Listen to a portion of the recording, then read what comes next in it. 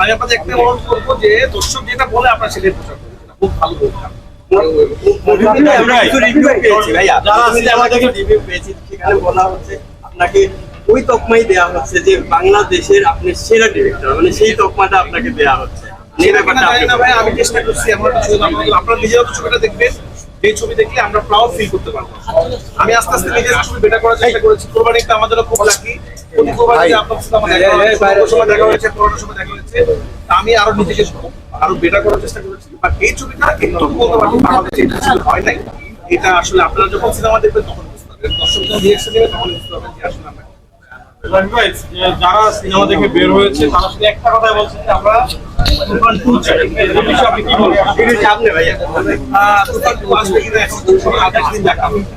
কিন্তু শেষে কি এটা আসলে এখন বললে কি হবে, সিনেমার মধ্যে এটা একটা সাসপেন্স আছে, আমি এটা নিয়ে কথা বলতে চাই না। দেখা যাক কি হয়। ইতিমধ্যে কিন্তু হল থেকে ইতিমধ্যে যারা প্রথম শোটা দেখেছে তারা কিন্তু বলবো আপনারা প্লিজ অগ্রিম টিকিট কেটে হলে আসার চেষ্টা করুন, বিশেষ করে সিনেপ্লেক্সগুলোতে। নাহলে আসলে আপনি এসে সিনেমার টিকিট পাবেন না, পরে আপনাদের অন্য ছবি দেখতে হবে। ভাই এটাই হচ্ছে রাফি ভাই, এখানে আমরা কথা বলেছি তারা প্রথম শো দেখতে এসেছে, দোকানের টিকিট পায়নি 3 দিনের, তারা অন্য আগন্তুকের দিকে যাচ্ছে বেশিরভাগ। সেক্ষেত্রে শো বাড়ানোর কোনো প্ল্যান আছে কিনা বা শো তো বাড়াইছে আসলে, কিন্তু এখন আমি জানি না এখন কি করবো। এটা আসলে এটা খুব কষ্ট লাগে, একজন দর্শক বাসা থেকে রেডি হয়ে বেরিয়েছে তুফান দেখতে, কিন্তু এখানে এসে টিকিট পাচ্ছে না 3 দিনে। তখন সে চিন্তা করছে তাহলে কি করবো, তখন সে অন্য ছবি দেখতেছে।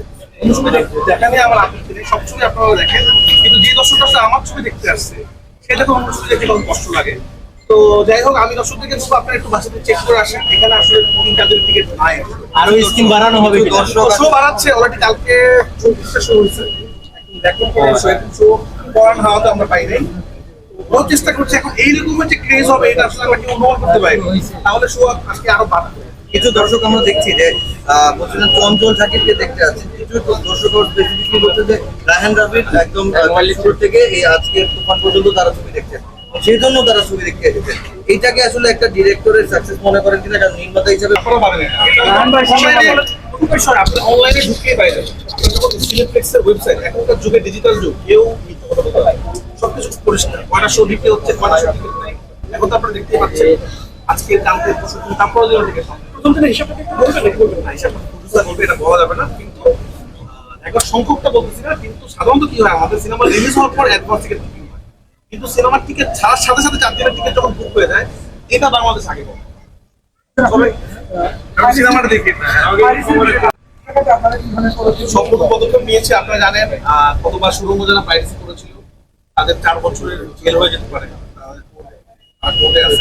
আমি আশা করবো আপনারা অনেকে হয়তো বুঝেন না, বুঝে ভিডিও করে ছবি আপলোড করে ছেড়ে দিচ্ছেন।